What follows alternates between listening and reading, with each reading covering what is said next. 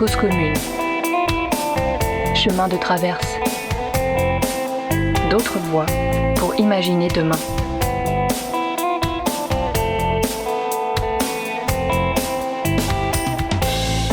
Bonsoir à toutes, bonsoir à tous pour ce 9e épisode de Chemin de Traverse, d'autres voies pour imaginer demain. Dans Chemin de Traverse, Julie, Élise, Mehdi et moi-même Fred, nous espérons vous proposer de belles rencontres et mettre en avant des parcours professionnels et personnels, des passions, des engagements.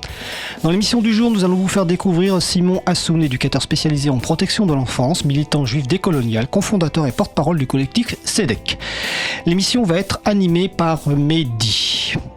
Avant que la discussion commence, je vous rappelle que nous sommes en direct ce mercredi 6 novembre 2024 sur Radio Cause Commune, la voix des possibles sur 93.fm et en DAB+, en Ile-de-France et partout dans le monde sur le site causecommune.fm.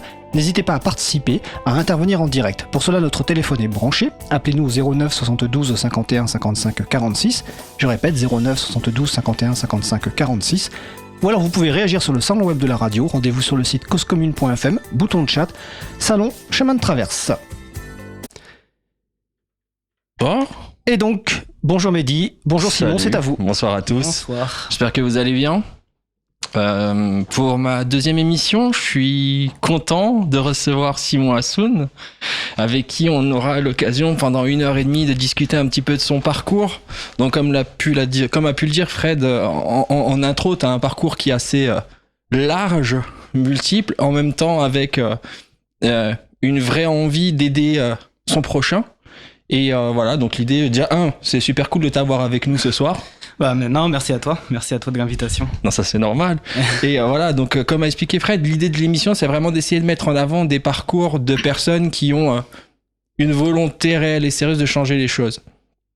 Et du coup, si tu veux bien, est-ce que tu peux te présenter, nous expliquer un petit peu qui tu es et ce que tu fais ?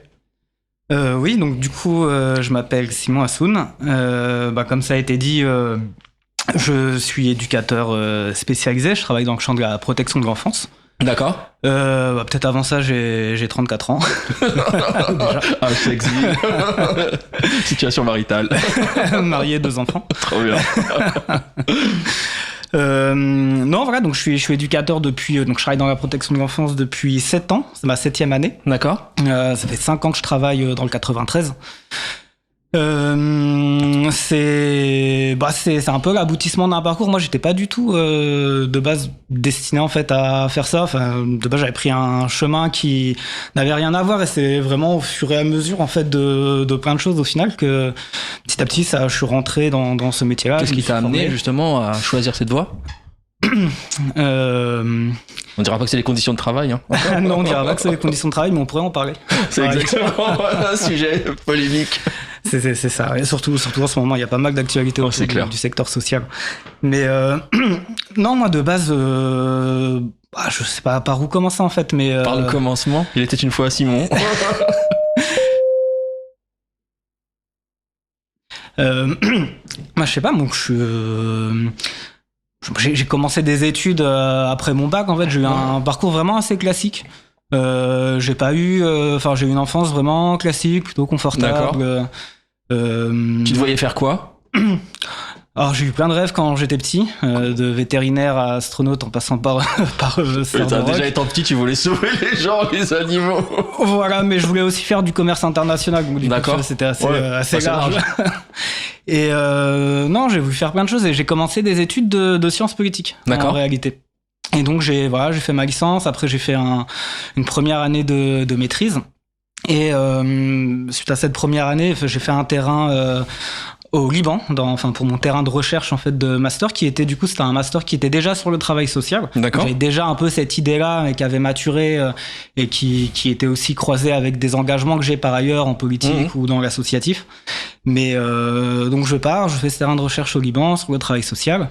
J'arrête pour des raisons qui étaient pas liées à ce travail-là. J'arrête, je mets un terme à ce terrain-là, je reviens. Et je fais plusieurs petits boulots. Je travaille dans la restauration, dans la livraison. Dans l'alimentaire. Voilà, des jobs alimentaires. J'avais besoin d'un peu de temps. Et pour rebondir, c'est là où j'avais des amis qui étaient éducateurs et qui j'ai parlé. Il y a cette cette idée est née en fait un petit peu comme ça, par des discussions, par le fait que j'étais un peu à la croisée des chemins aussi à un moment donné dans mon parcours. J'avais cette envie d'être utile, j'avais cette envie d'avoir du sens en fait dans mon travail. Ouais, ça je comprends. Ça faisait suite aussi à travailler dans le social, c'est travailler sur des enjeux que quand tu fais de la science politique par exemple, tu rencontres, mais sur le terrain de l'étude, de la théorie, etc. Là c'était un peu le versant terrain en fait de choses que j'avais pu faire étudier pendant mes études. Et c'était un métier qui en même temps était un métier qui me plaisait parce que c'est un métier où tu bouges, c'est un métier où il n'y a pas une journée qui se ressemble, tu travailles dans des équipes pluridisciplinaires, tu rencontres tout un tas de gens, j'en avais plutôt une bonne image et j'ai trouvé un poste d'apprenti à l'époque. T'as commencé en tant qu'apprenti? J'ai commencé en tant qu'apprenti, j'ai fait ma formation, en même temps je travaillais dans un foyer, on appelle ça une MEX, une maison d'enfants à caractère social. D'accord. Ça a été mon tout premier contact avec finalement avec ce public, avec ce genre de... Et comment tu gères quand c'est la toute première fois que tu te retrouves face à un public avec des émotions fortes, on va dire? Franchement, t'emmènes pas large. Ça, je vais le croire. Ouais. Non, franchement, c'est... Puis au début, t'es forcément un peu largué, tu sais, il y a trop de questions, tu fais face à des situations qui te dépassent, qui sont compliquées, et du coup, vu que t'es apprenant, c'était mon cas, t'es pas outillé encore complètement. Non, pour t'as donc, la théorie et la pratique, tu fais avec par contre ce que t'as. Tu fais avec toi, et ça c'est tout au long de ce métier en fait. Toi, tu fais que apprendre. Ton premier outil de travail, c'est même toi-même, c'est ta personnalité, c'est quand tu sais pas trop comment faire, de toute manière, tu vas de manière authentique. Et je crois que la base de ce métier, c'est d'avoir une relation authentique avec les jeunes que t'accompagnes. Non, ça, je comprends. Donc tu fais avec ce que t'es toi, et après tu bricoles. Puis t'as pas le choix de toute manière, là, tu travailles sur l'humain, ça passe ou ça casse, quoi. C'est clair, y a pas de... t'es jamais sûr de... Tu tâtonnes, en fait. Tu tâtonnes tout le temps. Ouais, complètement. Et là, t'as affaire à un public qui est pour le coup ultra exigeant. Ouais. Et quand tu te ramasses bien. Bien. Ouais, mais par contre, en parallèle, quand tu te ramasses pas, c'est énorme en fait ce qui se passe en fait dans ce travail-là, et c'est hyper valorisant pour soi, et en fait ce métier-là, faut pas se mentir, c'est un métier qui est très valorisant en réalité pour le travailleur. Humainement. Ouais, je pense que c'est des métiers un peu à conviction qui sont peut-être je dirais pas sous-représentés, mais qui ne sont pas à la hauteur de l'engagement des personnes qui font ces métiers-là, et pas à la hauteur du bienfait, du positif que ça peut apporter, tu vois. Je te mets dans le même registre que les infirmiers ou les instits, voilà. Un corps de personnes qui sont engagées, dont on a besoin au quotidien, mais qui dans l'inconscient collectif est devenu quelque chose qui est existant, mais pas reconnu. Ouais. Mais t'as raison, c'est pas reconnu socialement, comme tu dis, mais c'est pas reconnu financièrement. Ah bah non, si tu regardes aujourd'hui les salaires médians, voilà. C'est une honte versus ce que vous apportez, quoi. Le secteur social est en crise pour ça, parce que le métier est plus attractif, parce que les gens n'ont pas envie de faire ça pour si peu, en fait, pour si peu de reconnaissance. Mais après, là, on parle de ces métiers-là, mais en réalité, il y a des métiers encore moins bien reconnus qui sont tout autant indispensables et qui sont vraiment les petites mains du travail, en fait. Je pense par exemple aux femmes de chambre dans les hôtels, ou aux agents de service dans les bureaux, tu vois, des gens dont on parle pas, qui n'existent pas dans la société. Les métiers anonymes que personne ne veut faire et qui sont indispensables. Et si ces métiers-là sont pas faits, rien ne tourne, en fait. Ouais, je comprends. Ouais. Et pour revenir un peu à ton parcours, donc là, EduxP, tu commences, donc tu te jettes un peu dans le grand bain. Tu dois pas emmener large comme tu le disais. Les premières années, comment est-ce que tu abordes ton métier? Quels sont les aspects sur lesquels tu t'es senti à l'aise? Quels sont les aspects sur lesquels tu t'es dit ça, what the fuck, je m'attendais pas à ça? La première chose, c'est... en fait, ce qui est important, et c'est là où j'ai eu de la chance, en fait, dans les endroits où j'ai pu travailler, c'était des structures, des institutions qui déconnaient pas complètement, qui dysfonctionnaient pas complètement. Ce qui fait que, même si le métier est pas toujours facile, t'es dans un contexte qui fait que t'es outillé pour, t'es pas seul, t'es soutenu. Voilà, quand il y a des situations compliquées, tu peux avoir du soutien. Donc ça, c'est important, parce que je pense qu'il y a beaucoup d'endroits où c'est pas le cas. Et on voit bien qu'il y a plein aussi de polémiques, de scandales, et heureusement que ça émerge, qui viennent pointer tout ce qui va pas dans ce secteur-là. Mais moi, je me dis, si tu travailles tu fais ce métier dans ce genre de contexte qui dysfonctionne, à mon avis, c'est vraiment l'enfer, c'est l'épuisement, c'est le burn-out, c'est même dangereux, quoi. Là, ça, je pense, ouais. Moi, ce que j'ai... parce que dans ces endroits qui dysfonctionnent, le public est maltraité. En fait, c'est des endroits qui sont maltraitants. Et donc, tu travailles avec un public qui déjà est en difficulté, est vulnérable, et qui en plus est dans une prise en charge qui les maltraite encore plus. Parce que les personnes elles-mêmes ne se reconnaissent plus dans ce qu'elles font? Oui, et puis parce que les professionnels sont en souffrance aussi. Et du coup, un professionnel qui est en souffrance, qui doit accompagner une personne vulnérable, c'est très compliqué. Ouais, elle le fait pas bien si elle-même Elle le fait pas bien. Et peu importe ses intentions, est-ce qu'elle y croit pas, tu vois, même au-delà de ça. Ouais, il y a une vraie fatigue mentale qui à un moment donné fait que t'as plus envie de le faire, quoi. Mais voilà, il faut être solide du coup pour faire ça. Sinon, tu peux être le professionnel le mieux intentionné. C'est toi-même, t'es pas bien avec toi. Voilà, ça dépend pas que toi. Et un truc qui est important dans ce métier, c'est vraiment tu vois, le syndrome du sauveur un peu. Ouais. Ça, c'est la pire des choses. Ouais, c'est la pire des choses, soit parce que t'es dans cette pensée-là que t'as envie de sauver un peu le monde et tout ça, et là tu vas te ramasser parce que t'es pas un sauveur, t'es pas Superman, tu peux pas tout faire, et donc si tu te mets ça en tête, tu t'exposes à énormément de frustration. Ouais, mais en même temps, ton métier, c'est un petit peu sauver les gens. Tu vois, j'idéalise pas le truc, mais quand t'es EduxP avec une population de jeunes qui est un peu difficile ou en difficulté, à un moment donné, la proposition que tu apportes, elle est un peu salvatrice. Et quand je parle de salvateur, c'est t'es là pour apporter du soutien, quelque chose de positif, pour faire progresser ou soulager. Je vois ce que tu veux dire, t'as raison, mais du coup, je parlerai pas de salvation, enfin de sauvetage, je parlerai plus de réparation. En fait, tu permets à la personne, en lui offrant un espace, un étayage, un accompagnement, tu permets à la personne de se réparer. Mais c'est elle qui se répare. C'est pas toi qui... Tu lui donnes des outils pour le faire. Toi, t'accompagnes. Mais en fait, là, c'est la personne qui est actrice, en fait, et autrice de son parcours. Ouais. Et on peut avoir tendance, dans ces métiers-là, à oublier ça, parce que il y a quelque chose de... et puis parce que... la relation entre un accompagné, une personne qui a accueilli et un éducateur, par exemple, c'est un rapport qui est pas horizontal en réalité. Oui, c'est plein d'émotions, bien sûr. Voilà. Donc du coup, c'est moi ça me paraît. En tout cas, c'est une des valeurs professionnelles qui me tient à cœur. De vraiment mettre au centre de son parcours, de rendre l'autonomie à la personne et pas de se substituer à ou d'être en position de sauvetage. Et de toute manière, ça ne marche pas. En fait, c'est ça le truc. Tu peux très bien. Enfin, ça ne fonctionne pas avec le public parce que les jeunes qu'on accompagne, ils le sentiront tout de suite si t'es dans ce type de rapport. Et ça les intéresse pas parce que c'est des jeunes qui souvent ont eu affaire à des adultes qui étaient dans des relations... de mauvais référents. De mauvais référents, en fait. C'est des jeunes qui ont souffert du monde des adultes. Ils seraient pas dans la protection de l'enfance. Ouais, clairement. Et donc quelqu'un qui va venir avec cette position-là, moi je pense que c'est pas authentique et que c'est pas avec ça que tu peux tisser une réelle relation éducative. Et le cœur de ce métier, c'est de tisser une relation éducative. C'est ça vraiment le cœur de mission, le cœur de métier, c'est d'être capable de tisser cette relation avec le public accompagné qui te permettra après de travailler tous tes objectifs. Voilà. Et c'est quoi du coup, grâce à ce métier-là, les valeurs que tu as pu développer ? Des valeurs de solidarité, déjà. L'engagement, en fait, déjà la notion d'engagement. C'est un métier, mais c'est comme tu le disais, institutrice, professeur. Ouais, métier de vocation. Ouais, c'est des métiers, tu peux pas le faire, si t'as pas ce sens de l'engagement, tu peux pas. Ou tu peux, mais tu le fais pas forcément très bien. Oui, ça se ressent tout de suite, comme tu le disais. Et là, quand t'as affaire à une population qui a fleur de peau, t'as pas le droit de te louper, mais en tous les cas, t'as pas le droit de pas être authentique. Et je comprends tout à fait ton message. Tu vois ? Ouais, clairement. Parce qu'en te mettant à nu auprès des gens, les gens, ils te reconnaîtront pour ce que t'es. Et tu t'es pas là en train de jouer un rôle, en sachant que les personnes, elles sont déjà en train de te défier parce qu'elles ont eu des mauvaises expériences avec les adultes. C'est ça. Et ils attendent pas de toi que tu sois le cliché ou le parfait ou le tout sachant, le tout puissant. Pas du tout. C'est pas ça qu'ils attendent. Et c'est pas aidant en fait pour eux d'être comme ça. Ouais, c'est de l'écoute et de l'accompagnement. Ouais, c'est de l'écoute, de l'accompagnement, c'est de la relation vraiment qui se tisse dans le quotidien. La spécificité de ce métier, c'est que t'es au quotidien avec ton public. Ouais.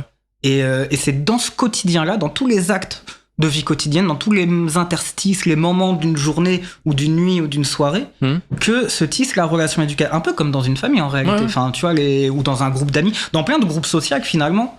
T'as de l'émotion qui s'intègre avec la valeur. Mais t'as l'affect. Ouais, bien sûr. T'as l'affect. C'est ce qui fait qu'on vit on va pas jouer la carte des philosophes à 2 balles, mais voilà, c'est ce qui nous lie aujourd'hui. Et les sentiments, les relations qu'on a les uns avec les autres. Et c'est assez marrant que tu parles de ça parce que quand t'as commencé à être EduxP, est-ce qu'il commençait à y avoir des prémices dans ta tête d'idées associatives, des idées politiques? Est-ce que tu commençais à trouver un lien entre ce que tu faisais et les valeurs que tu voulais défendre en dehors de ton métier? Oui, mais alors ça c'était parallèle, mais c'était pas forcément... Et comment t'as fait justement pour pouvoir avoir ces 2 casquettes? Parce qu'on va parler dans un second temps de ton travail sur le milieu associatif, mais alors moi voilà, je te connais parce que ça fait un moment maintenant qu'on discute ensemble, et j'ai toujours cherché à comprendre comment t'as pu faire ce trait d'union de 2 vies qui sont parallèles. Parce que t'as cette vie, tu vois, de travail d'EduxP où t'as affaire à de l'humain et à à de la réactivité en temps réel parce que tu gères de l'émotion et tu gères de l'humain, à une vision un peu plus globale de la société dans laquelle on est et des convictions que t'as qui t'amènent à te dire ok, attends, vas-y, je suis chaud à monter au combat, tu vois. Tu vois, parce qu'en vrai, tu mènes 2 combats de front, oui. tu vois, qui est un peu court terme, parce que tu dois être là, réactif, et tu dois te donner à 200%, et puis de l'autre côté, je sais pas, un idéal un peu plus... peut-être c'est la même énergie, c'est le même type d'énergie. Après, et tu finis comment tes journées? Et puis en plus après t'as la deuxième journée qui commence. Je vois très bien.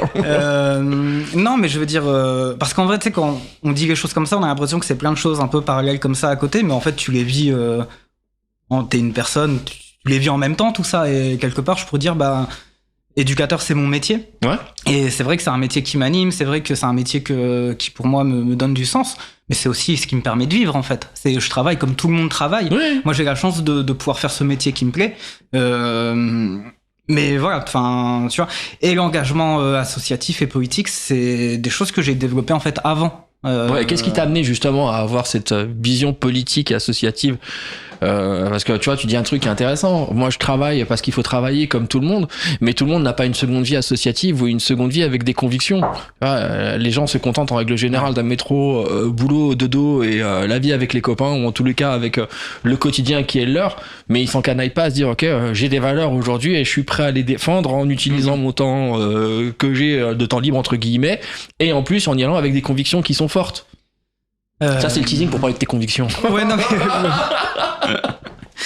le pourquoi de l'engagement. Mais après, attends, Mais le pourquoi de l'engagement, du coup, ça remonte parce que je pense dès les années lycée, en réalité, j'ai eu je sais pas, une fibre. Il y avait des sujets qui m'intéressaient, des enjeux qui m'intéressaient, qui me laissaient pas indifférent.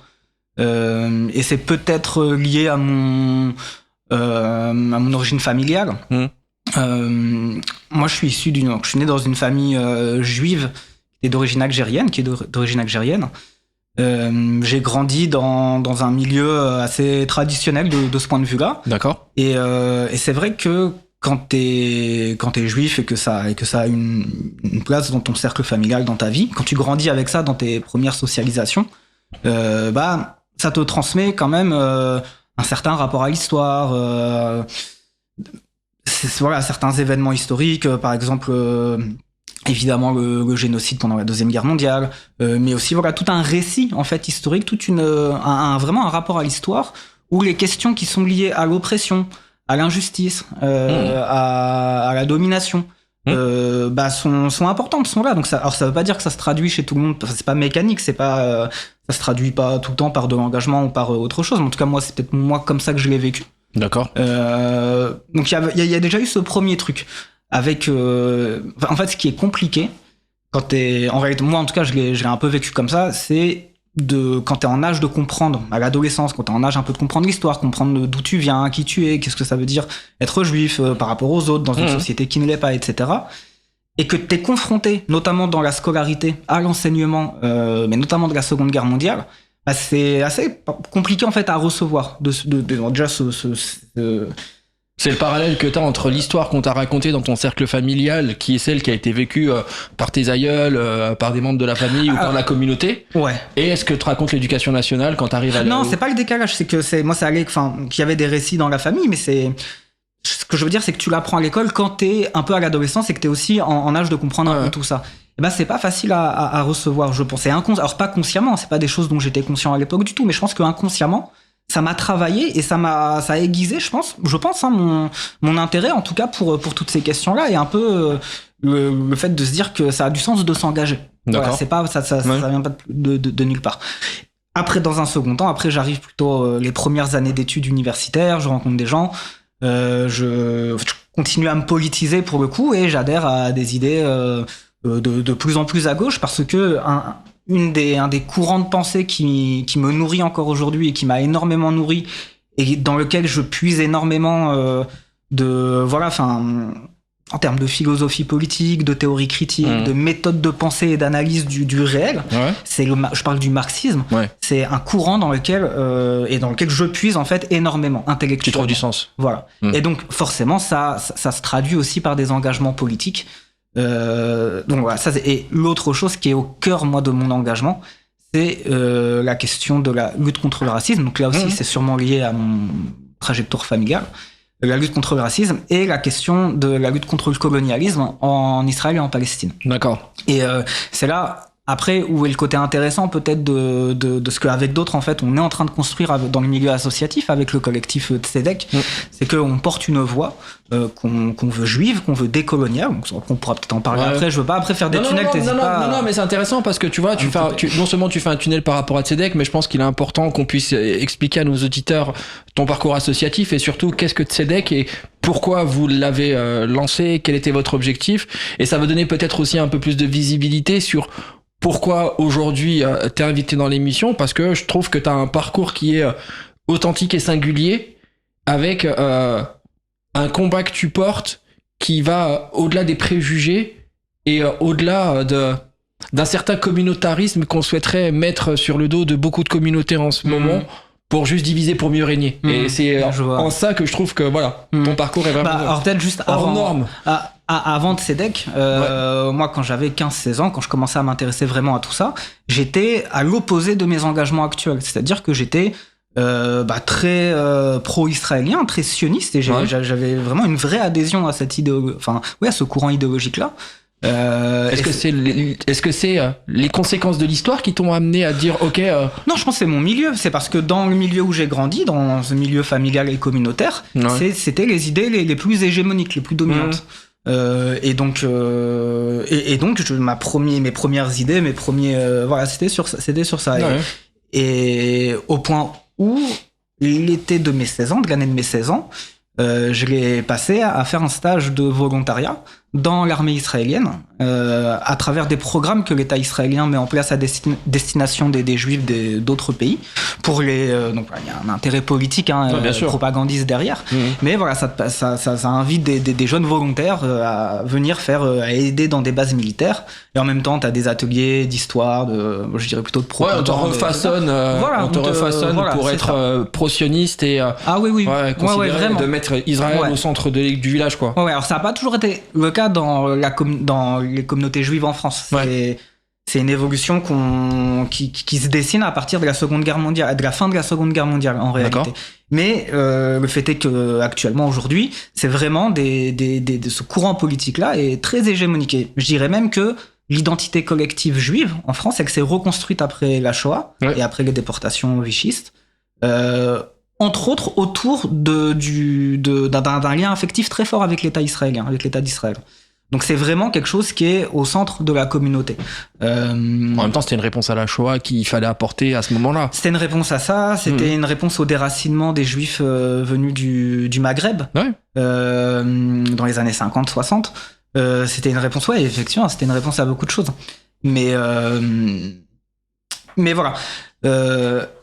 Et en fait, c'est progressivement donc à travers notamment des rencontres, en fait, ce qui te fait bouger à un moment donné dans ta vie, c'est l'autre, en fait. C'est quand tu rencontres d'autres personnes qui vont t'aider à décentrer un petit peu. T'arrives à débattre, ou en tout cas à entendre des points de vue qui soient opposés au sionisme, qui soient à l'époque. Ouais, complètement. J'adorais débattre. J'adore toujours, j'adore toujours, mais j'étais à fond dedans. Par contre, dans ma défense, c'était ardent, quoi. Je comprends.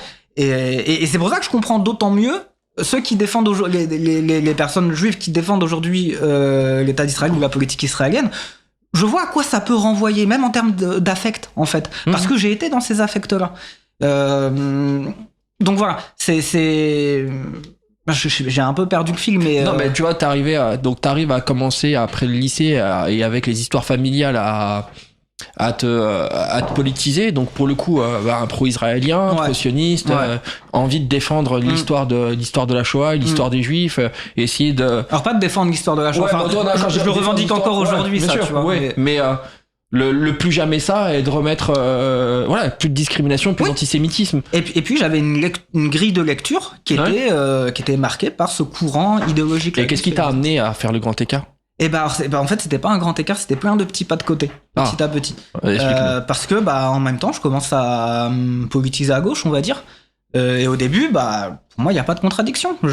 Et en fait, en vrai, quand on dit les sionistes ou les pro-israéliens, il y a plein de sensibilités différentes à l'intérieur de ça. Et en fait, j'ai fait un peu tout le spectre, si tu veux. Donc au début, j'étais ce qu'on pourrait dire aujourd'hui un sioniste de gauche, donc quelqu'un qui défend la politique israélienne, mais qui est pas pro-Netanyahou pour autant, qui tient quand même à des valeurs et à garder une certaine façade. Limiter les colonies.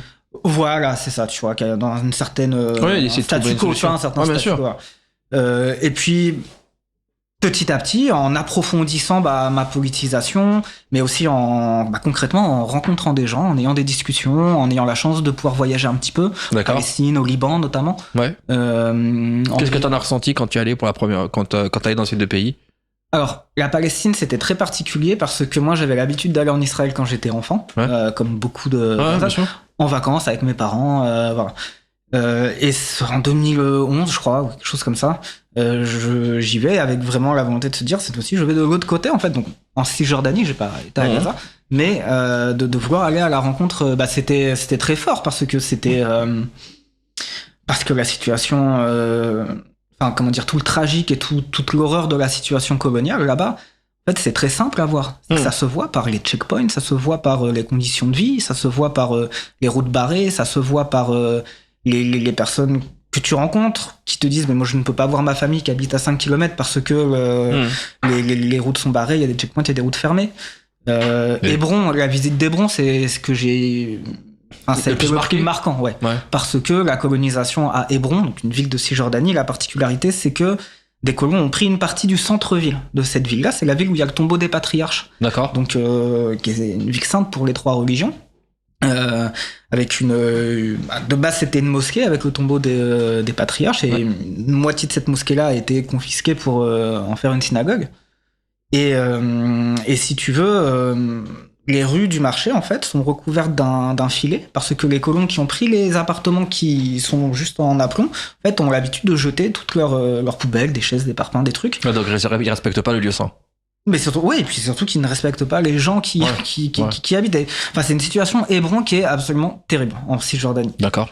Et puis voilà, et puis c'est rencontrer les Palestiniens, c'est-à-dire ce peuple dont j'avais une vision très fantasmée parce que j'étais très pro-sioniste. Pour moi, les Palestiniens étaient forcément antisémites, étaient quasiment barbares, étaient tous terroristes. Mais tu vis ça comment du coup lorsqu'on t'enlève ce voile un peu de propagande que t'avais devant les yeux pendant tant d'années? C'est encore une fois, ça a été progressif. Tu vois, ce voyage, il intervient à un moment donné dans cette progression. Ouais, donc t'as quand même un certain acheminement entre l'idée que t'avais initiale de quelle était ta vision du judaïsme, ta vision de toi en tant que militant, à te dire il y a un vrai sujet au niveau du conflit israélo-palestinien et que mon point de vue n'est pas forcément celui que tout le monde aimerait entendre. C'est ça. Alors pour répondre aussi à ta question, moi la manière dont j'ai eu de réagir à tout ça, tous ces bouleversements, ça a été aussi de me décentrer à un moment donné, de me dire j'ai besoin de vraiment de m'écarter de tout ce dont j'avais été, tu vois, un juif, etc. Blablabla. Toi, t'as fait un reset. De prendre de la distance en fait, de manière temporaire. En réalité, même si je ne savais pas si c'était temporaire ou pas à l'époque, c'était aussi là où j'étais vraiment dans une pensée marxiste communiste aussi, où je me disais que c'était pas pour moi, tu vois, j'ai eu cette période un peu mais j'en suis revenu de ça. J'ai eu besoin de ça pour apprendre, pour vraiment rencontrer l'autre. En fait, il faut se décentrer pour vraiment aller à la t'as eu la preuve par l'image, en ayant voir par toi-même ce qui se passait, et parler avec les gens. Voilà, l'image, et puis après t'étudies aussi, c'est ça qui est important. Et après, c'est ce qui m'a permis de revenir vraiment entier et d'autant plus sereinement vers ma part d'identité juive, mon attachement à la communauté juive, y compris si j'ai pas les mêmes opinions qu'eux. Alors justement, ce qui est intéressant dans ce que tu dis, c'est que là aujourd'hui, tu rentres de ces différents voyages, tu rentres de ces discussions, de ces échanges que tu as pu avoir avec un certain nombre de personnes qui t'amènent à changer de point de vue par rapport aux convictions que t'avais, et je pense aussi à l'éducation qu'on apporte avec la mémoire collective, avec aussi ce devoir de mémoire. Et quand t'arrives, comment réagissent les gens autour de toi quand tu commences à donner ta position qui est un peu à l'extrême de ce que tu pouvais avoir comme conviction avant? Tu sais quoi, il y avait même pas besoin que ce soit à l'extrême pour déjà susciter des hostilités en réalité, parce que c'est tellement ancré affectivement, tout ça, tu vois, qu'en fait il en faut pas beaucoup. Et quelque part, après on pourra en parler peut-être plus tard, mais la communauté juive en France, qui est majoritairement composée de séfarades, donc de juifs qui sont venus d'Afrique du Nord, qui ont été déracinés de chez eux, qui... Ouais, ils ont eu la double peine avec... voilà. Ouais, c'est clairement. Une communauté qui est très fragilisée, en réalité, qui est très vulnérable. Ils sont plus au Maghreb et ils sont pas forcément chez eux en France. C'est ça, et puis tu vois, il y a toute cette histoire. Mais ce qui fait que c'est cet attachement à Israël, cette fascination même envers l'armée israélienne, ses réussites militaires, scientifiques, etc., elle vient combler quelque part une anxiété, tu vois. Et donc, ça, je dis ça parce qu'il en faut pas beaucoup pour venir les mettre en insécurité, tu vois, d'insécuriser, et que du coup, t'as des réactions de défense très très fortes et même des mouvements d'hostilité très très forts. Et concrètement, c'est ça, c'est-à-dire que il y a des personnes qui arrivent à mettre ça de côté pour sauvegarder le lien d'amitié ou familial ou d'affection que tu as avec la personne. T'as perdu des gens du coup ? Et il y a des gens avec qui ne parviennent pas à faire ça. Mais moi, au début, je ne parvenais pas moi-même à le faire. Après, j'ai appris à le faire. Mais oui, j'ai perdu des gens. Il y a des gens dont j'étais très très très très proche, familial ou amis, ou dans les cercles amicaux, avec qui il y a plus de relations aujourd'hui. Comment est-ce que toi aujourd'hui t'arrives à te préserver de ces effets de bord? Et quand je parle d'effets de bord, je parle forcément de déception un peu humaine et affective, parce que t'as décidé de mener un combat, et ce serait peut-être intéressant qu'on explique quelle est ta position par rapport à toi en tant que juif en France, mais également à toi en tant que juif par rapport au conflit israélo-palestinien, puisque voilà, comme tout le monde a pu le comprendre, ton parcours associatif et militant est plutôt lié à ce qui se passe au Moyen-Orient. Et voilà, je me dis, voilà, t'es juif, t'as un parcours, donc voilà, quand on reprend un peu la genèse, t'as aidé des gens parce que tu trouvais du sens, tu te retrouves à commencer à avoir des convictions par rapport à l'histoire, donc ça a un chemin en parallèle qui t'emmène du coup à voyager, à aller rencontrer du monde, à discuter, ton point de vue change, donc là tu rentres en France avec des opinions qui sont différentes, mais en vrai tu restes dans ta communauté, tu restes avec des gens qui pendant des années ont partagé le même point de vue que toi, et là toi t'arrives en disant ouais mais les gars, aujourd'hui désolé, je pense pas forcément pareil que vous pour telle raison. Donc même avec la verbe et avec l'engagement, tu vois, d'un militant, tu perds du monde. Et je me dis putain, comment tu vis ça? Comment tu fais pour toi te protéger? Parce qu'à un moment donné, avoir un surplus d'émotions, au bout d'un moment tu peux te dire fuck, vas-y, j'aime plus personne parce qu'à chaque fois que j'ouvre la bouche, je perds 10 potes ou 10 membres de la famille, quoi. Déjà, la première chance que j'ai, c'est qu'au niveau de mes parents et de ma fratrie, même si on n'est pas forcément d'accord, on a gardé, ça n'a pas abîmé ça. La famille d'abord. Voilà, donc ça, tu vois, ça c'est la première chance, parce que je pense que si j'avais pas eu ça, ça aurait été forcément beaucoup plus compliqué. Ah, c'est clair. Maintenant, c'est vrai qu'au début, quand tu manques de maturité, tu peux avoir du mal avec ça, parce que toi-même t'es déçu effectivement par ces personnes-là, et bon. C'est de ça dont je parle, c'est le fait que tu sois déçu et qu'il y a un affect. Tu vois, on parlait tout à l'heure, beaucoup d'émotions, beaucoup de relations entre les autres, et être un peu à nu dans ton métier au quotidien, j'imagine que t'es un peu dans cette même sensibilité quand tu vas parler politique. Et te mettre à nu face à certaines personnes parce que tu crois profondément tes convictions, te retrouver avec des gens que t'aimais pour d'autres raisons, en vrai, tu vois, familiales, copains, relations de travail. Comment, voilà, donc toi maintenant tu prends du recul par rapport à ça en te disant j'ai la maturité pour me dire que tout le monde ne peut pas penser comme moi, mais est-ce qu'à un moment donné dans ce chemin-là t'as rencontré justement des juifs qui avaient ce même courant politique? Mais oui, et en fait c'est en recréant du collectif que tu te protèges, en fait, c'est ça, parce que de toutes ces déceptions-là, de ces ruptures, on va dire, affectives ou relationnelles, c'est en recréant du collectif, et c'est vrai que moi ce qui me sauve, c'est d'avoir trouvé effectivement d'autres personnes qui sont dans le même combat que moi, qui partagent cette même part identitaire, et qui m'ont permis de déjouer, de déconstruire tous les discours auxquels t'es confronté à ce moment-là.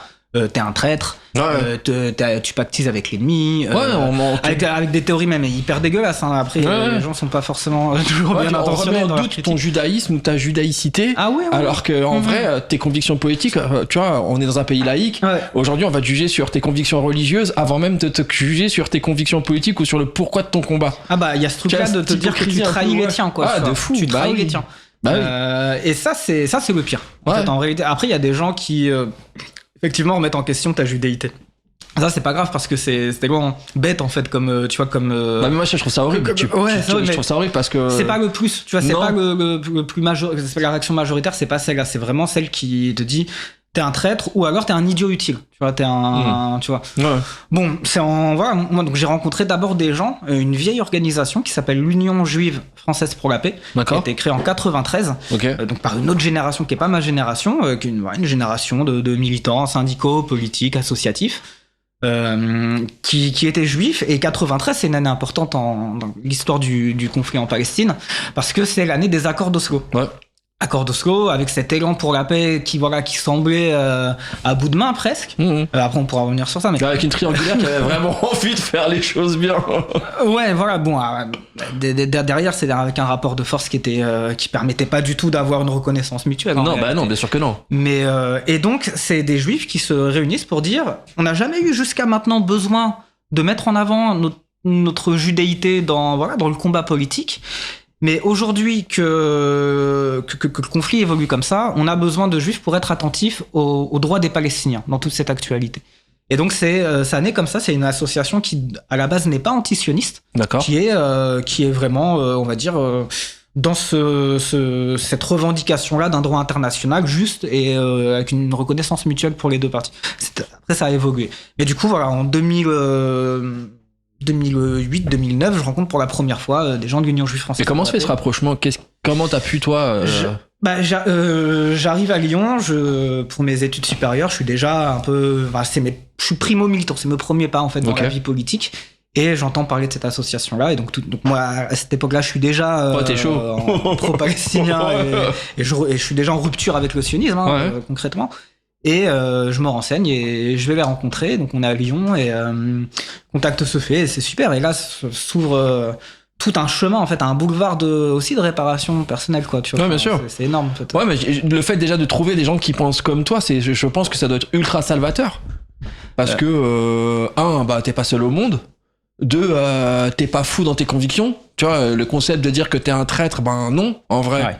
Ouais, je pense que ça doit faire du bien. Et puis j'ai rencontré des personnes extraordinaires au niveau des parcours, des figures militantes, des gens qui avaient des trajectoires incroyables, que ce soit, qui ont été dans des camps de combattants au Proche-Orient ou qui ont une histoire par rapport à la résistance contre les nazis, vraiment je repense à un vieux camarade qui est décédé, paix à son âme, Georges Gompel, qui était enfant caché pendant la Seconde Guerre mondiale. Qui est l'auteur du Manifeste des enfants cachés et qui a voué le reste de sa vie au militantisme pour la paix en Palestine, pour la justice sociale et c'est les dernières années notamment en soutien aux personnes migrantes, aux exilés qui l'aidaient à accueillir, etc. Des personnes vraiment incroyables qui m'ont beaucoup inspiré. Ok. Ouais. Et donc du coup, tu rentres dans cet assaut-là. Voilà. 2008-2009, c'est ça ? Voilà, 2008-2009. Donc, je suis pas dans la direction de cet assaut-là, évidemment, au début, quoi. Les années passent et puis, entre-temps, il y a toutes les histoires d'éducateurs spécialisés donc, pendant un moment, je coupe un peu avec le militantisme. Je me recentre aussi un peu sur ma trajectoire professionnelle et tout ça. Bien sûr. Et puis après, j'arrive à Paris pour reprendre des études. Et là, je reconnecte avec cette association-là et je rentre dans son bureau, le bureau national. Et je deviens vraiment un acteur à part entière dans l'assaut. De ça, et ça m'a énormément formé. Quelques faits d'armes qui t'ont marqué. Des faits d'armes. non, mais quand je parle de faits d'armes, c'est alors pour moi, le militantisme est un combat, tu vois. Et quand je parle de faits d'armes, je parle pas forcément de violence, mais de victoire, tu vois, par rapport à peut-être une action militante ou par rapport à des polémiques ou par rapport à des procès ou des prises de position que vous avez pu avoir qui t'ont le plus marqué. Je pense que la première des victoires, mais c'est pas propre à cette association-là, c'est de parvenir dans ces 2-3 dernières décennies, parvenir à continuer à exister, à s'élargir et à construire des cadres unitaires avec d'autres dans un contexte qui est hyper hostile, hyper dur en fait. Y a des vos prises de position ? Sur nos prises de position, il y a des procès, il y a des attaques.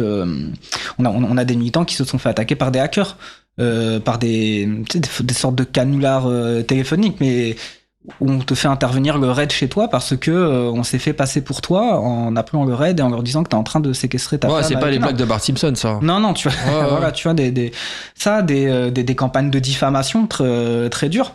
dans les médias, de la répression policière, etc., etc. Donc, franchement, la première fierté, c'est qu'on continue à exister et on est plus fort qu'avant.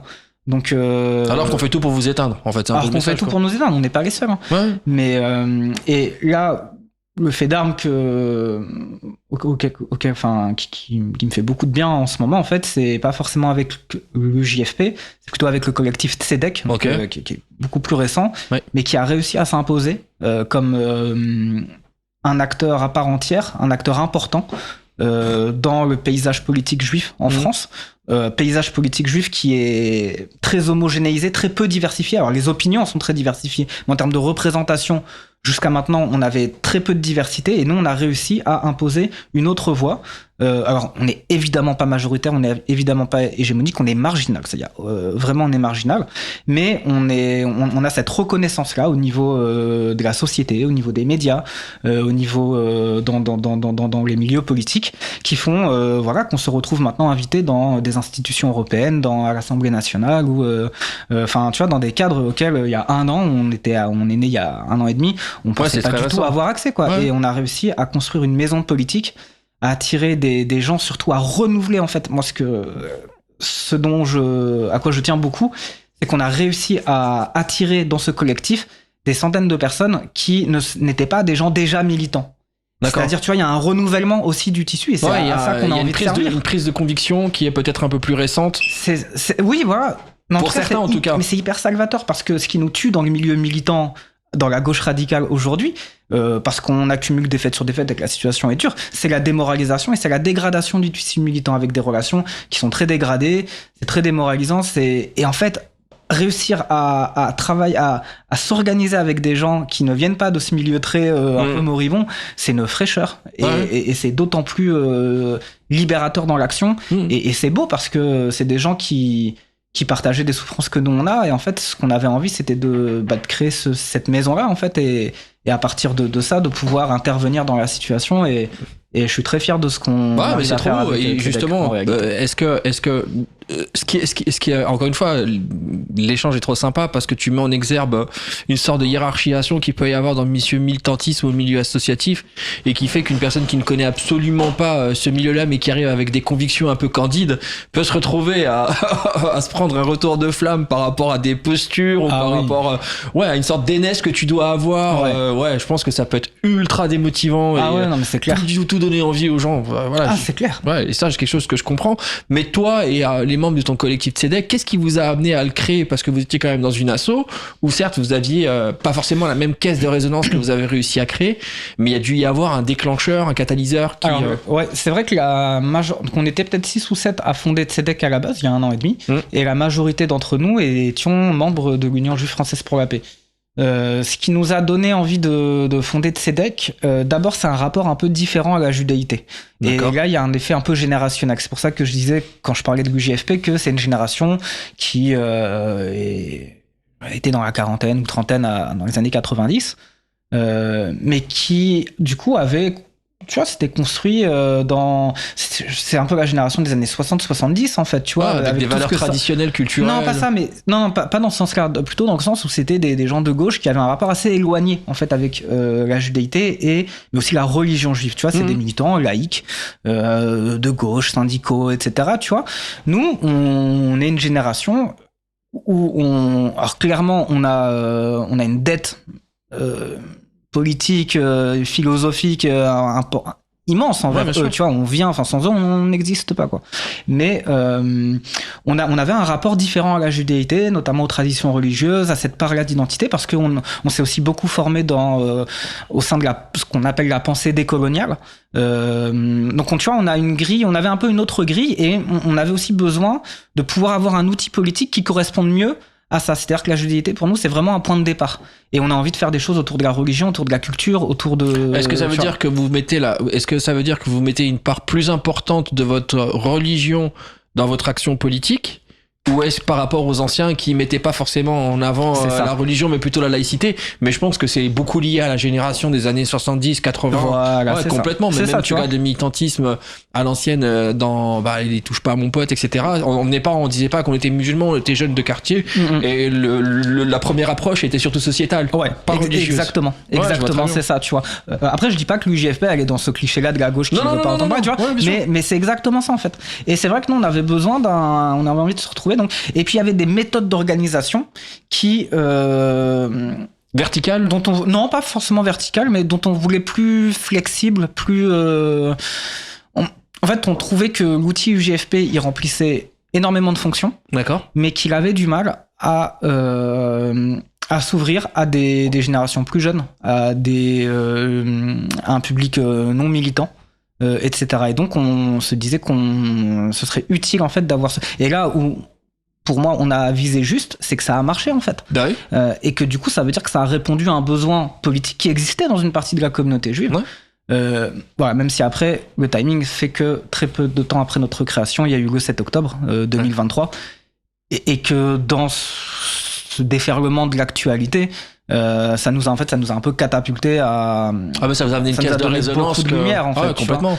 Et c'est ça qui nous a aussi permis de grandir. Mais je suis vraiment content qu'on ait pu réussir à construire cet outil-là à ce moment-là parce que Dieu sait qu'on en a besoin en fait. Ouais, mais alors vous arrivez à créer cet outil, vous créez cette association CEDEC, le 7 octobre, grosse caisse de résonance. Il y a énormément de manifestations en France contre l'antisémitisme,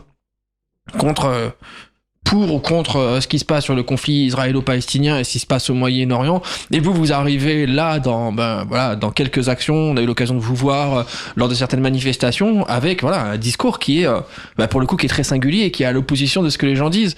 Et comment est-ce que vous avez pu défendre votre point de vue sans qu'on puisse vous cibler d'antisémites? Mais on nous a ciblés d'antisémites. Mais comment c'est possible?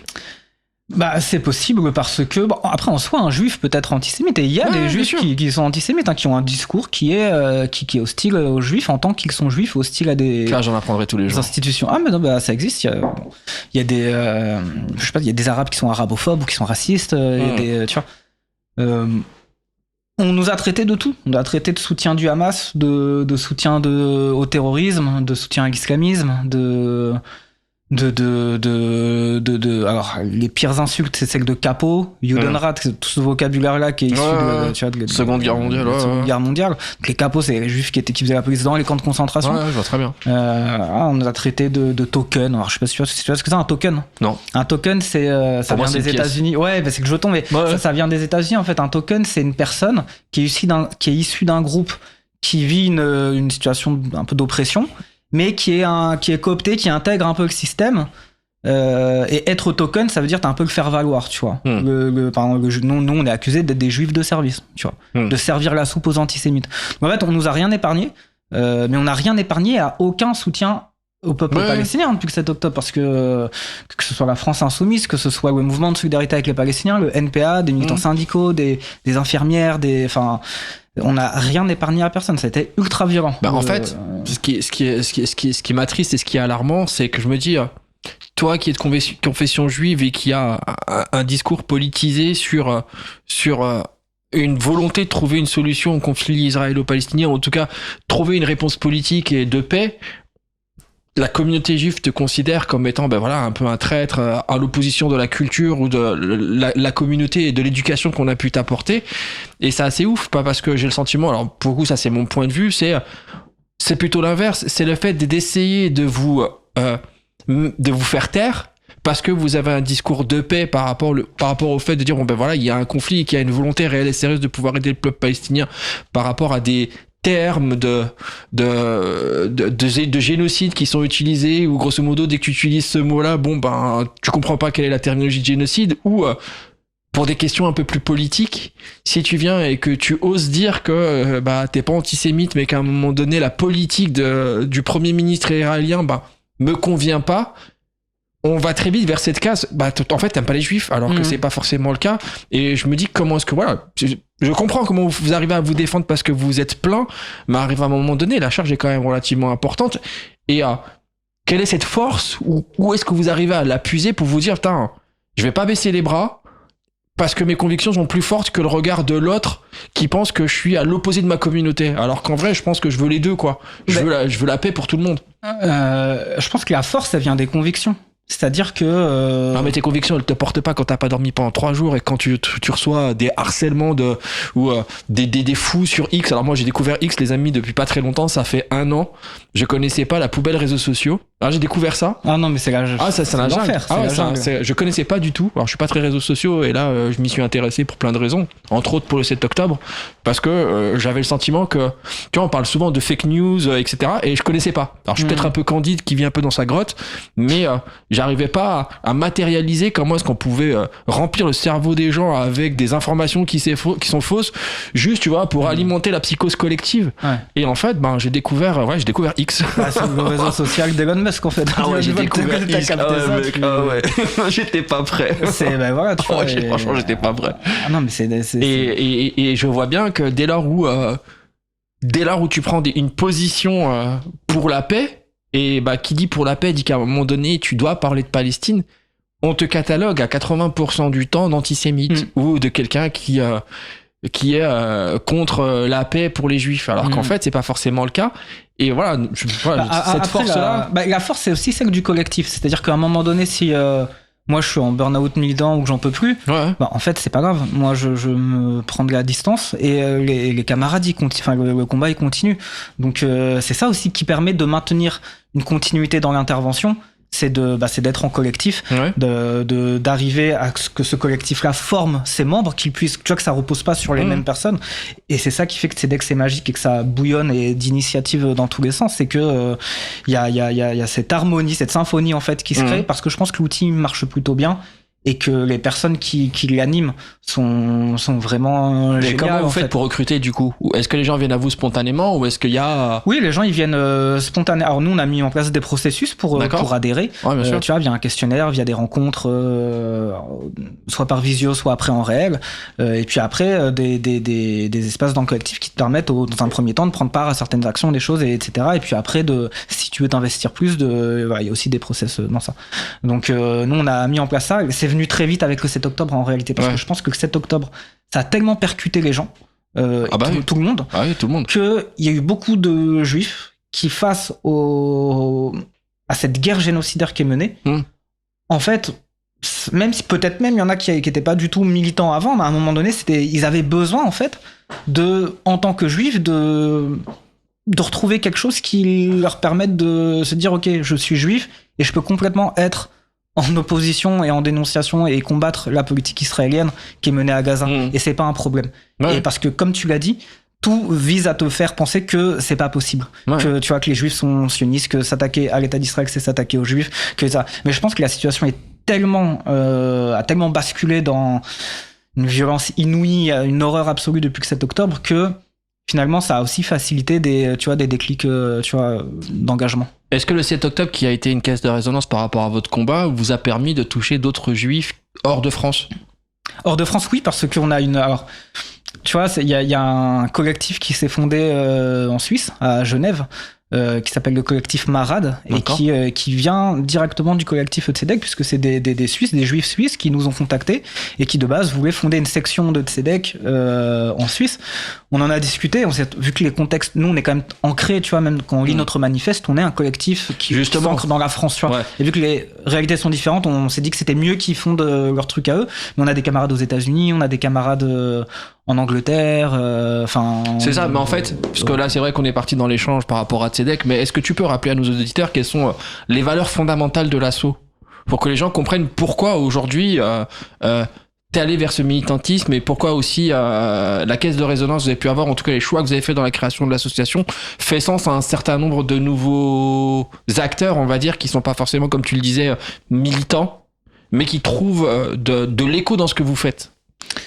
Et je dirais que Tzedek, c'est un collectif de personnes juives qui a deux jambes. La première, c'est de lutter politiquement, d'intervenir politiquement contre le racisme d'État en France, notamment l'islamophobie aujourd'hui, mais pas que. Évidemment, l'antisémitisme, toutes les autres formes de racisme structurel. et qui lutte contre le colonialisme, notamment et l'état d'apartheid en Palestine et en Israël. D'accord. Ça, c'est la première jambe. C'est un mot fort que tu utilises. Ouais. L'état d'apartheid. Ouais, alors c'est un mot qui est utilisé par beaucoup de juristes internationaux, d'historiens, etc., mais c'est une vraie revendication palestinienne de la société civile de faire reconnaître ce qu'ils vivent comme étant une situation d'apartheid à partir de la définition qui en a été faite à partir de l'expérience sud-africaine. D'accord. Donc l'apartheid, c'est une notion du droit international qui décrit un système d'oppression dont les institutions visent à reproduire cet état d'oppression, et c'est ce que vivent en fait les Palestiniens, et ce qui est utile en fait avec ce terme. La spécificité du colonialisme en Palestine, c'est que ça a fragmenté le peuple palestinien. Tu peux être palestinien et habiter à Jérusalem-Est, t'es dans un certain statut. Si t'habites à Gaza, t'as un autre statut. Si t'es dans un réfugié au Liban, t'es dans un camp de réfugiés au Liban, t'as un autre statut. Tu vois, c'est très morcelé. L'apartheid, ça permet d'embrasser toutes ces situations-là dans une même notion pour faire ressortir en fait le caractère national de l'oppression du peuple palestinien, et lutter contre ce morcellement.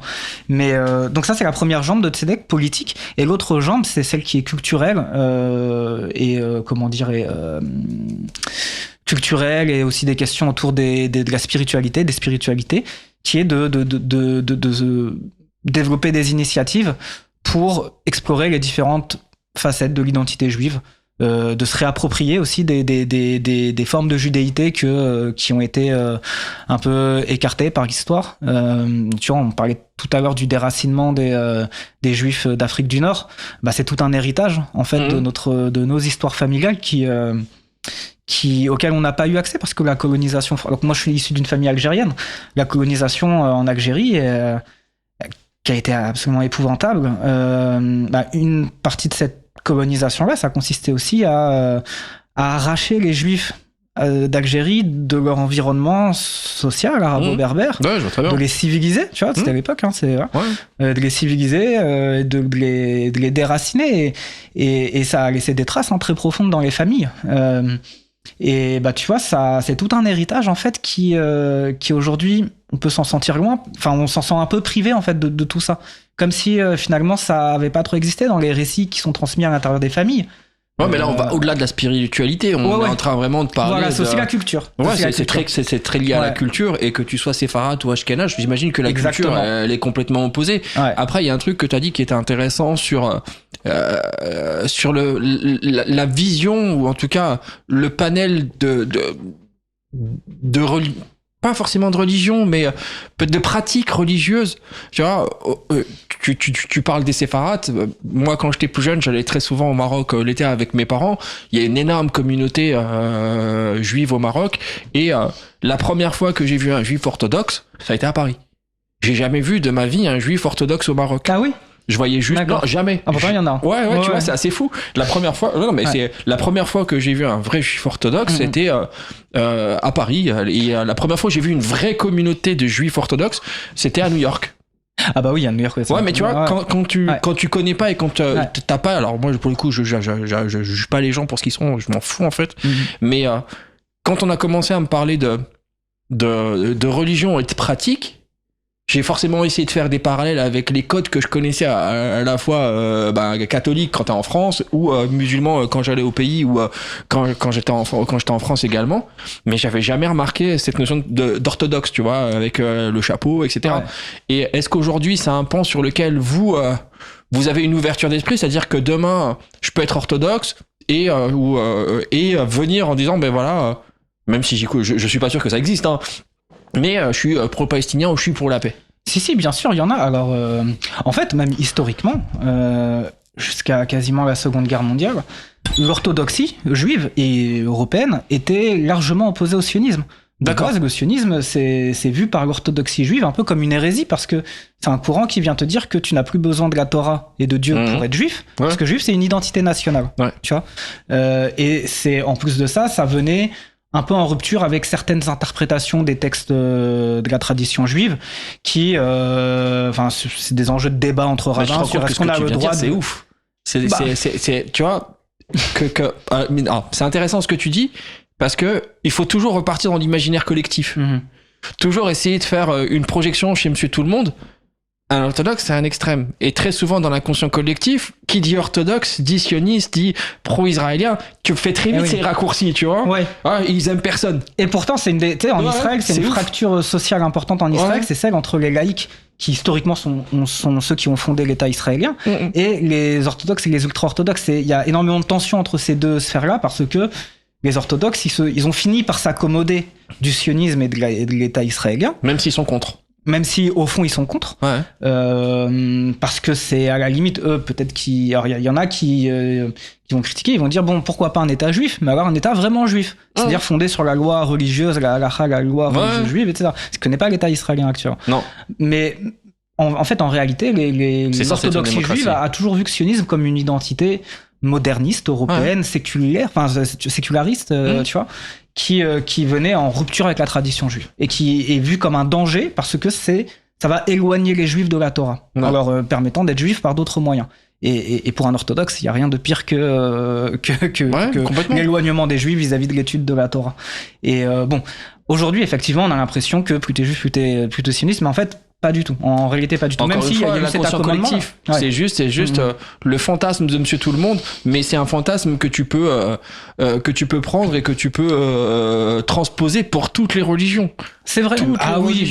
Ça va vite. Dès lors où une personne est un peu orthodoxe, ça y est, on considère que c'est la personne la plus extrême de la Terre, alors qu'on juge sur la couverture. Ouais. Tu vois, on regarde pas comment elle est libre. Ouais. Et c'est assez marrant parce que, alors j'ai pas beaucoup de conviction, mais je pense que très souvent, personne ne le sait, ça.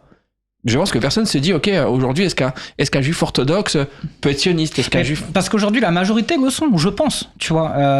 En tout cas, dans la communauté, qu'on dit la communauté organisée, c'est-à-dire la vie communautaire juive, de ceux qui ont une vraie vie communautaire, l'orthodoxie juive, c'est aligné, en fait. Et quand on voit les positions aujourd'hui du consistoire, qui est qui représente les autorités religieuses juives vis-à-vis de ce qui se passe en Palestine, c'est lamentable et ça dénote d'un total alignement sur la politique qui est la plus à droite aujourd'hui en Israël.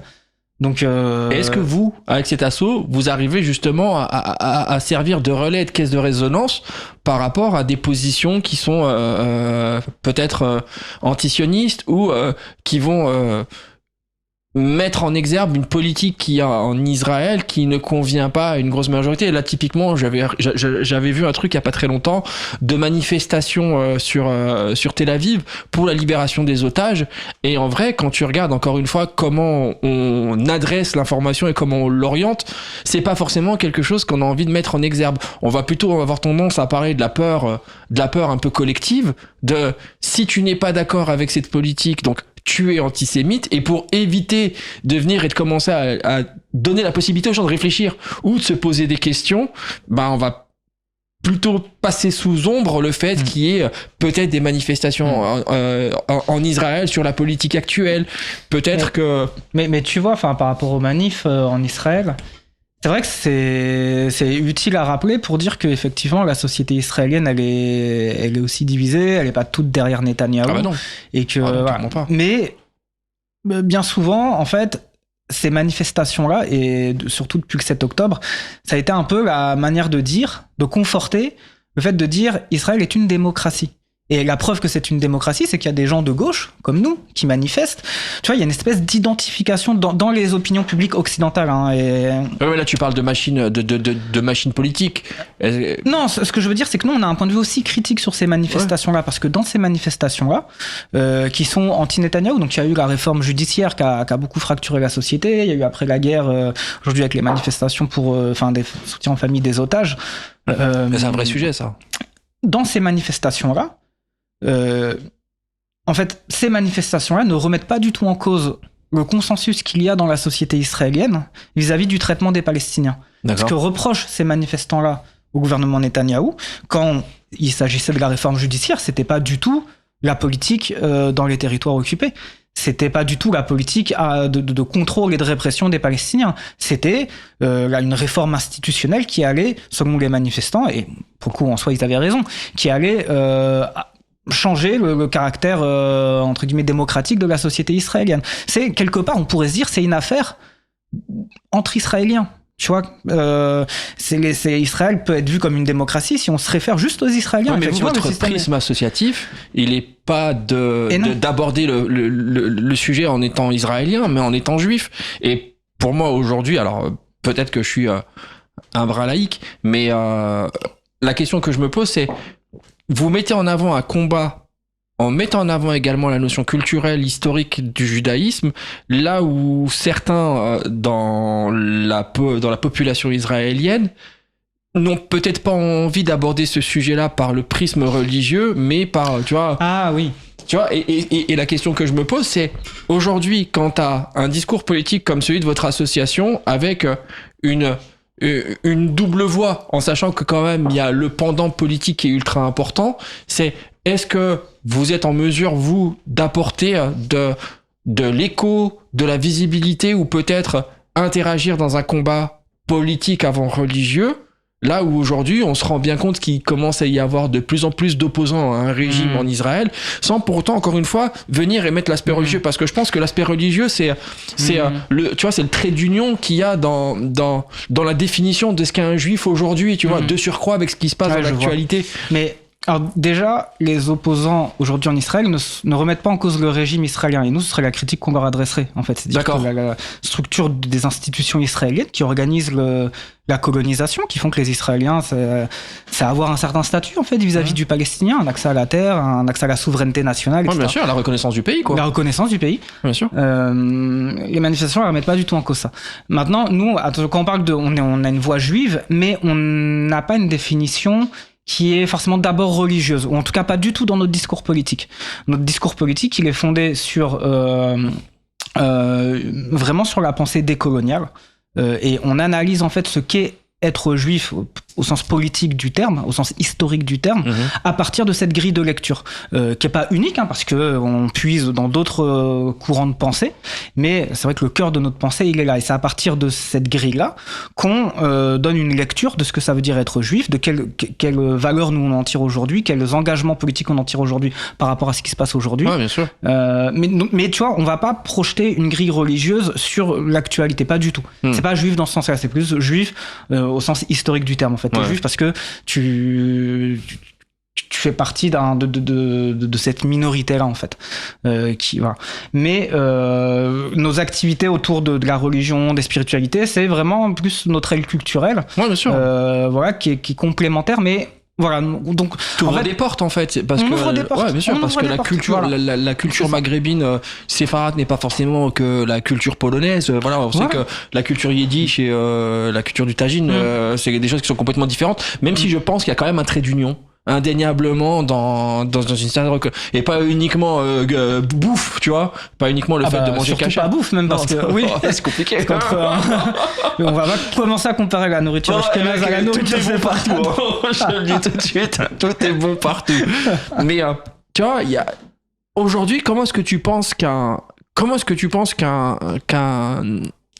membre de l'opposition ou la pensée d'opposition qui est en Israël voit votre combat en France, ou voit comment est-ce qu'il juge ou analyse votre prise de position? Ça dépend ce qu'on appelle par opposition.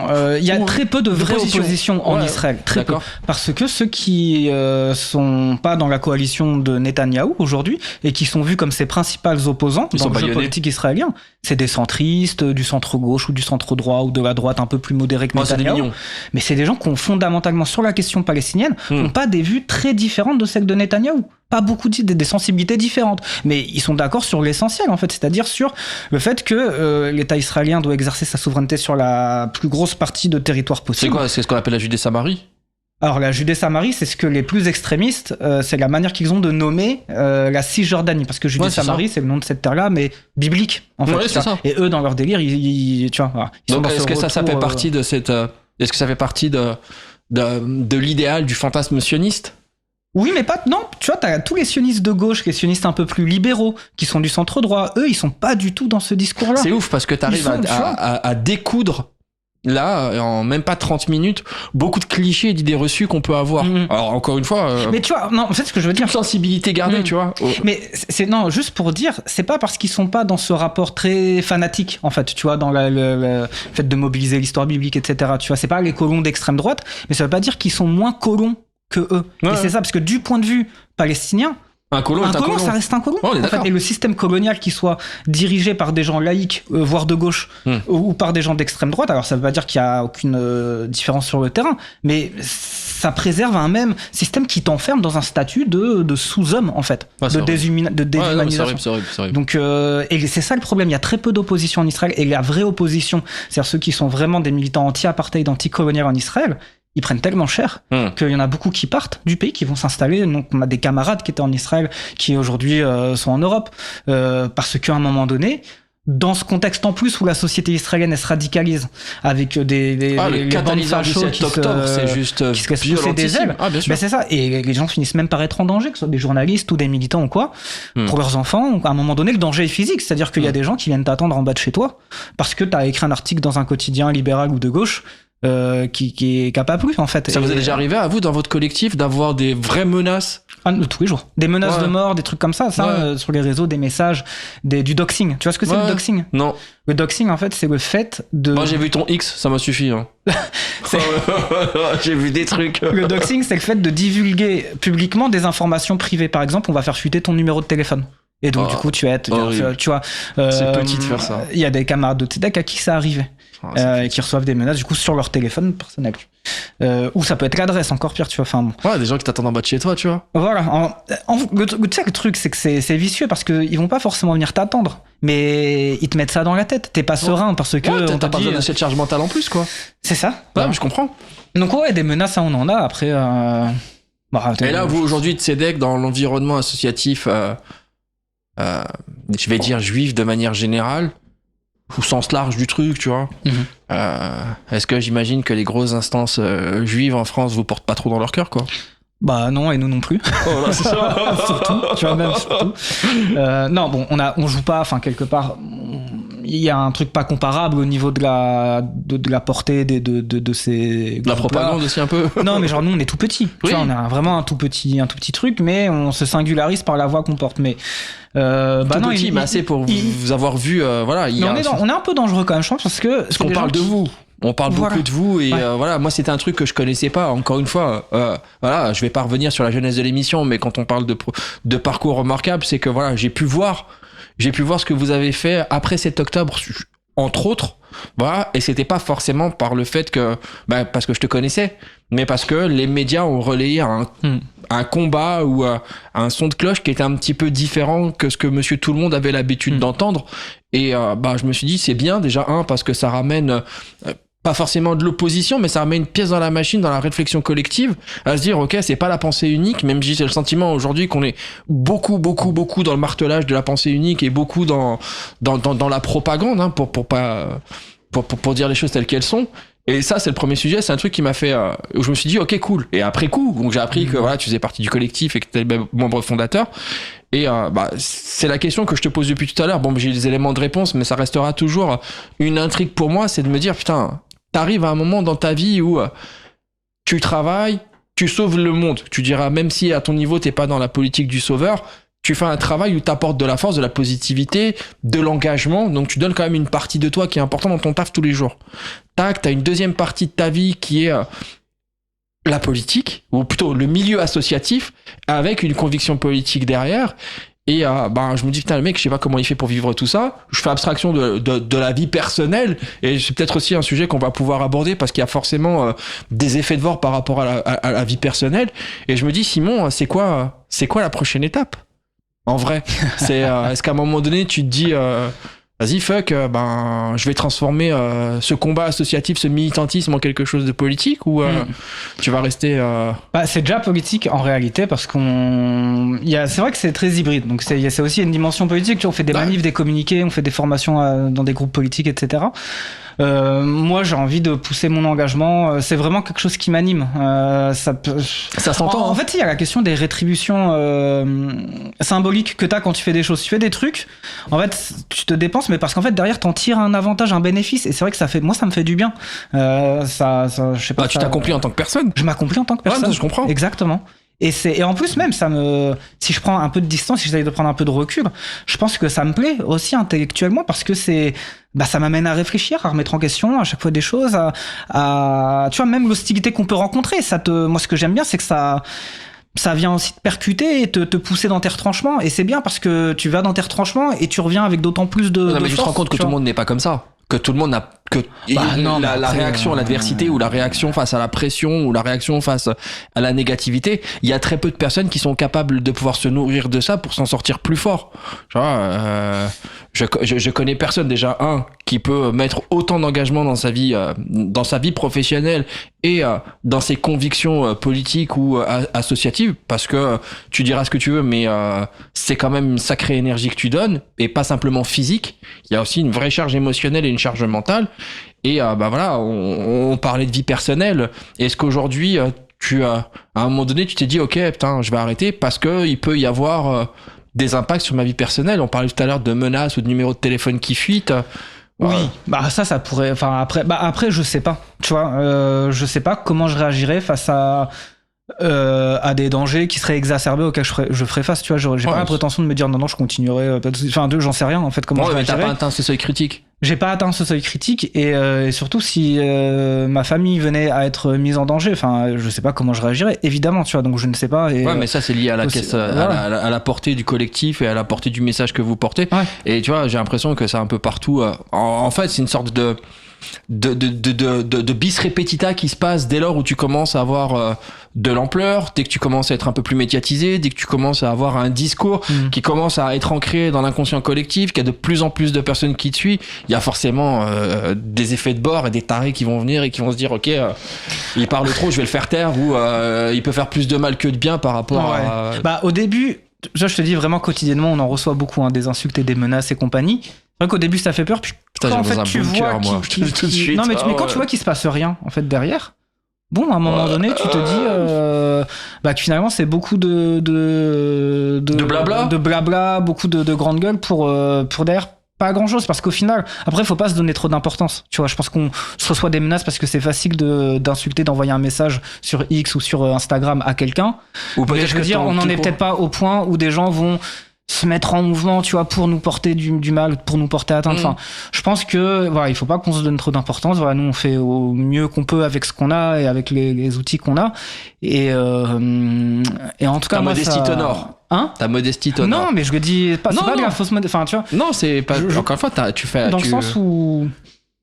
T'as un point de vue politique qui est singulier, qui va à l'encontre de certains. Tu vois, tout à l'heure on parlait de valeurs d'assaut, on parlait aussi d'une approche du judaïsme en France qui est un peu sclérosée par rapport à l'histoire, par rapport aussi à la transmission de l'histoire, avec une recherche d'enracinement, de déracinement. Et tu vois, je me suis toujours posé la question de est-ce que, tu vois, cette approche là politique, religieuse, culturelle, est-ce que c'était une spécificité française? Est-ce que c'était un truc que nous, en tant que Français, par rapport à l'histoire qu'on a avec les colonies, par exemple, tu vois, tu parlais d'Algérie, voilà, l'histoire avec l'Algérie, j'ai le sentiment que c'est une pilule qui a été avalée par personne, et que voilà, le devoir de mémoire, il se fait un peu en mode borgne, tu vois, on dit ce qu'on a envie de dire et puis on ferme un œil quand il faut le faire. Et je sais pas si dans d'autres pays, tu vois, typiquement, je sais pas si aux États-Unis ou peut-être en Europe de l'Est, est-ce que c'est cette recherche d'histoire ou cette recherche de prise de position un peu tranchée, est-ce qu'elle existe ailleurs? Oui, elle existe ailleurs, et elle existe beaucoup plus aux États-Unis même qu'en France. D'accord. Aux États-Unis, t'as des mouvements qui sont sur les mêmes type de position que les nôtres, mais qui ont beaucoup plus de résonance dans la communauté juive là-bas. Parce que c'est pas les mêmes communautés juives, c'est pas les mêmes histoires. Non. Et la France n'est pas les États-Unis non plus. Et la France est un pays qui a particulièrement du mal à faire face à son passé colonial. Enfin, j'ai l'impression, peut-être que je me trompe, et on pourrait certainement nuancer, mais j'ai l'impression, par exemple, un peu plus que l'Angleterre. Il y a quelque chose de très rigide en France sur le fait de... Alors déjà, tu vois, tout le délire autour de l'identité nationale républicaine, laïcarde, etc., qui se sent menacé dès qu'il y a quelque chose qui sort un peu du rang ou qui n'est pas... Tu vois. Bon, on est dans une hypocrisie un petit peu de bas étage. Cette notion de laïcité, aujourd'hui, si tu commences à gratter un petit peu, tu te rends bien compte que, voilà, on utilise aujourd'hui toute une sémantique liée à liberté, égalité, fraternité, qui aujourd'hui commence un peu à s'éroser parce que tu te rends compte que c'est pas forcément ce qui se passe dans la réalité. Exactement. Mais on est sous couvert de valeurs révolutionnaires où je pense que on est exactement. Dans une hypocrisie qui est juste horrible, quoi. Ah ouais, mais c'est ça, c'est tout ce qu'il y a derrière, tout ce qui n'est pas universel dans cette soi-disant pensée universaliste en fait. Ouais. Tu vois, mais alors que j'ai l'impression, je le dis pas de manière savante du tout, mais j'ai l'impression que dans les pays anglo-saxons, notamment en Angleterre et aux États-Unis, il y a un élément plus libéral qui fait que ces choses-là ont pu être travaillées bien avant. En fait, toutes les questions liées à l'histoire coloniale. Après, les États-Unis ont une histoire qui est beaucoup plus courte que la nôtre. Et quid du génocide indien, tu vois. Oui, t'as raison. Non, mais t'as complètement raison. Il y a certains sujets, eux aussi, où à un moment donné, bon, ils ont fait de la merde et puis ils vont... Ah non, mais bien sûr. Non, je sais pas, ils ont fait moins de merde dans leur histoire. Non, mais ils ont une capacité à reconnaître assez facilement leur tort pour passer à autre chose. Tu vois, j'irai peut-être pas jusqu'à là, mais en tout cas, ces questions-là, elles ont pu émerger comme questions sociétales. Il y a un président, il y a pas très longtemps, qui avait dit je m'excuse, qui avait fait son mea culpa et qui nous avait fait un petit choix américain. Je sais plus si c'était pas Obama, qui s'était excusé pour je ne sais quel génocide, mais qui l'avait fait juste histoire de dire que voilà. Ouais. On a reconnu le truc. Ouais. Allez, photo, un reel sur Insta et on passe à autre chose. C'est voilà. un peu, c'est sûr. Ouais, alors que nous, on n'a même pas envie de faire cet effort-là, tu vois. Le reel, etc. On s'en tape, on est dans la tête dans le sable. Ah non, mais ça régresse même. Enfin, aujourd'hui, après, on verra ce qui se passe avec Trump aussi, parce qu'on est quand même au. Ah putain, et d'ailleurs, tu as une réaction. D'ailleurs, putain, tu me donnes trop de cons, c'est horrible. Et là, voilà, justement, élection. Attends, je te dis, mais juste sur la question de la comparaison États-Unis-France par rapport aux Juifs, c'est pas les mêmes histoires des Juifs, tu vois. Le fait que la Shoah soit déroulée sur le sol européen, que en France, les Juifs qui étaient français ont été exclus en fait de tout d'un coup de cette communauté humaine là pour être déportés par la collaboration vichiste. Le fait qu'après c'est des Juifs qui viennent d'Afrique du Nord, qui sont issus de l'histoire coloniale, fait que il n'y a pas encore eu cette rupture générationnelle qu'on observe aujourd'hui aux États-Unis et qui font que des organisations comme la nôtre, mais aux États-Unis, attirent 10 fois, 100 fois plus de personnes que nous parce que ça trouve une réponse. Nous, on sait qu'on est marginal par rapport aux nôtres. Et là-bas, c'est beaucoup, beaucoup moins le cas. Bon, c'est pas non plus la fiesta, ils sont pas hégémoniques, mais ils ont quand même beaucoup plus de résonance au sein de la communauté juive. Et on voit aujourd'hui, notamment depuis le mouvement Black Lives Matter, qu'il y a toute une génération de jeunes juifs qui se sont notamment politisés avec ce mouvement-là contre le racisme aux États-Unis et qui à un moment se sont regardés leurs parents et se sont dit mais en fait on ne peut pas nous être dans le mouvement Black Lives Matter et ne rien dire sur ce qui se passe en Palestine parce qu'il y a dissonance en fait, c'est pas cohérent. Ouais, c'est une vie, mais tu sais, c'est assez fou ce que tu dis parce que on se rend bien compte aujourd'hui que le traitement médiatique des différents conflits il est à échelle variable. Encore une fois, il y a pas d'hiérarchie dans les conflits. Tu vois, quand c'est la merde pour tout le monde et peu importe le conflit. Mais la manière d'aborder l'histoire et la manière dont on va s'en rappeler, c'est assez fou ce que tu disais tout à l'heure sur la notion de culture et d'héritage. Je sais pas comment est-ce que la prochaine génération va voir les conflits actuels et quelle histoire ils vont en tirer, tu vois. Est-ce qu'ils vont se dire putain, en vrai il y a eu des problèmes mais on a hiérarchisé, et j'ai l'impression que l'humain le fait tout le temps, ça. Quand c'est proche de chez toi, ça te fait peur. Quand c'est un peu loin et quand c'est des populations qui sont un peu différentes culturellement, ça a moins d'impact. Là on en parle beaucoup, pas parce qu'il y a aussi une notion économique derrière tout ça. On faut juste se rappeler qu'il y a un canal pas très loin et qu'il y a beaucoup de bateaux qui passent aussi par là-bas, qu'il y a aussi quelques pirates qui sont là et qui font des petits coucous au bateau et que ça touche tout le monde. Et quand ça commence à toucher au portefeuille de la World Company, ça commence un peu beaucoup à faire chier. Et là on commence à s'offusquer et à se dire faut vite trouver des solutions. Mais la pensée décoloniale, c'est une pensée qui donne une clé de lecture en fait vis-à-vis de ça. C'est-à-dire que nous on considère que le monde tel qu'il est aujourd'hui, il fonctionne toujours sur sur un rapport inégalitaire nord-sud et un rapport de domination en fait nord-sud, même s'il y a eu les décolonisations, qu'il y a eu des États-nations indépendants, les structures de l'économie mondiale, les structures des relations internationales, elles fonctionnent toujours avec une centralité au niveau des pays du Nord et une marginalité et un rapport d'exploitation, d'extraction vis-à-vis du ce qu'on peut appeler le Sud global, c'est-à-dire l'Amérique du Sud, les pays du continent africain et du continent asiatique. Et cette différence dans le rapport à l'histoire, donc le fait de se dire tel conflit, telle vie en fait vaut plus qu'une autre, pour nous il est hérité le monde dans lequel on vit est hérité de ce monde qui a été conquis par l'Occident à partir du XVIe siècle, en fait, en réalité. On vit toujours dans ce monde-là. Même s'il y a eu plein de changements, plein de phases différentes, en fait, concrètement, on vit toujours dans ce monde-là qui est issu de ce mouvement d'expansion, d'hégémonie, et de conquête et de domination de la planète. Et c'est ce qui explique pourquoi certains conflits sont... en tout cas, que des vies humaines sont dévaluées par rapport à d'autres. Mais c'est intéressant par rapport à votre collectif, pour revenir à Tzedek, de pouvoir chercher des ramifications à votre histoire pour vous définir. Chose qui aujourd'hui, tu vois...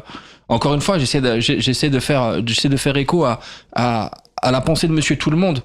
C'est pas forcément une démarche qui est commune au sens large du terme.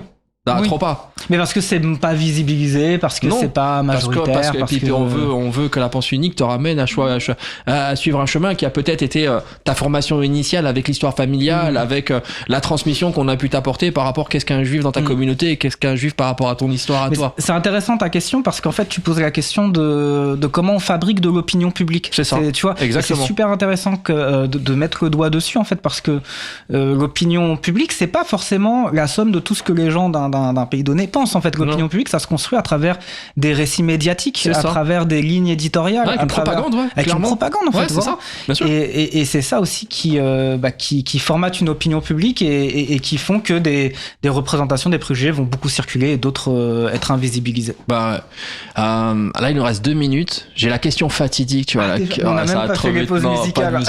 C'est dommage, j'avais des bonnes musiques pourtant.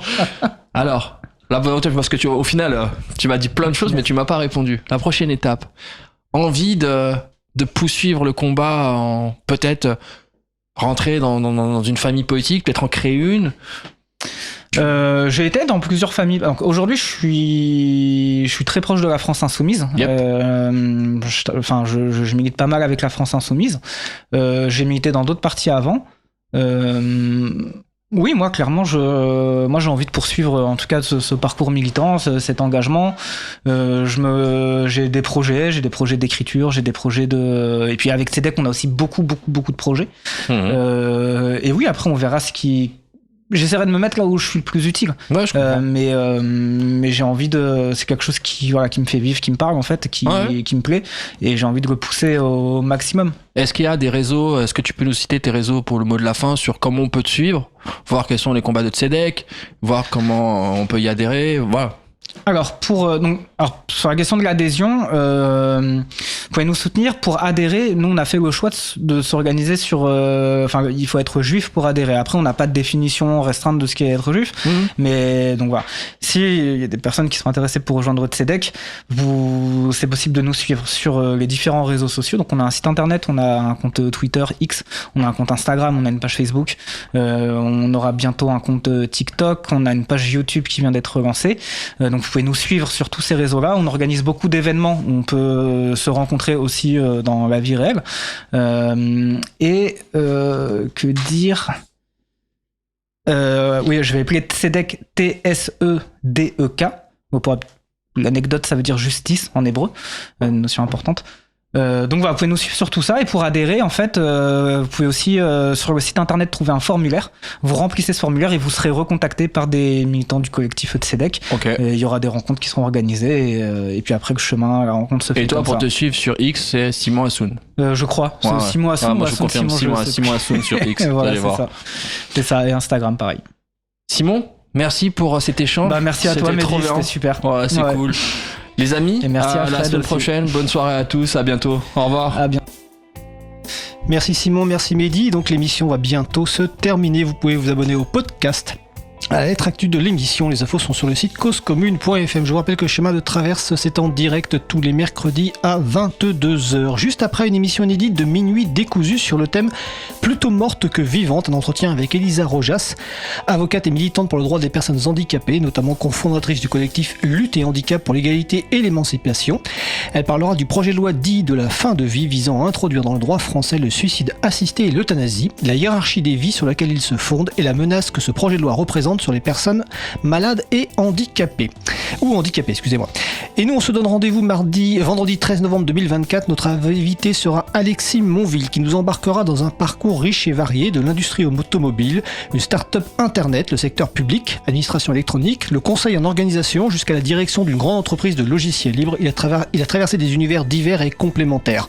Ensemble, nous plongerons dans les expériences qui ont jalonné ce chemin, explorerons sa grande passion, le leadership émergent ou l'art de révéler le potentiel des équipes et des individus. Ah, c'est mercredi 13 novembre, excusez-moi, merci Elise qui est à côté de moi à 22h. Salut et solidarité.